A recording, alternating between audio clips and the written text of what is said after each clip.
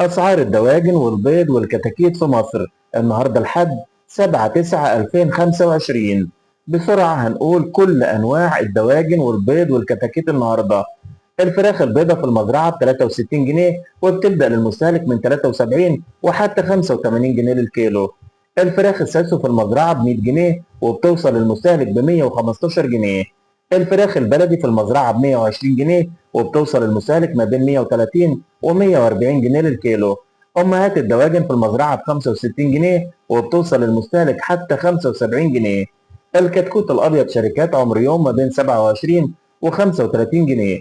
الكتكوت الأبيض قطعان ما بين 24 و25 جنيه. الكتكوت الساسو ما بين 16 و17 جنيه. الكتكوت البلد الحر ما بين 6 و7 جنيه. الكتكوت الهجين ما بين 11 جنيه و12 جنيه. الكتكوت الجيل تاني ما بين 13 ونص و14 ونص. الكتكوت الجميزة ما بين 18 75 و19 وربع. بالنسبة لأسعار البط وكتاكيت البط، كتكوت البط الفرنساوي ب 11 جنيه. كتكوت البط المسكوفي ب 34 جنيه. كتكوت البط المولر ب 34 جنيه. كتكوت بط التسمين الفرنساوي ب 27 ونص. كيلو البط البلدي ب 140 جنيه. كيلو البط الفرنساوي ب 95 جنيه. كيلو البط المسكوفي ب 120 جنيه. كيلو البط المولر ب 100 جنيه.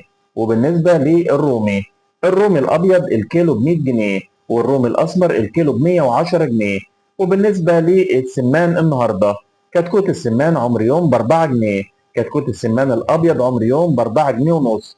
طبق البيض الأحمر بيتراوح ما بين 140 و 143 في المزرعة وبيوصل المستهلك ب 150 جنيه. طبق البيض الأبيض في المزرعة ما بين 135 و 137 جنيه وبيوصل المستهلك حتى 145 جنيه. وطبق البيض البلدي ب 165 جنيه للمستهلك.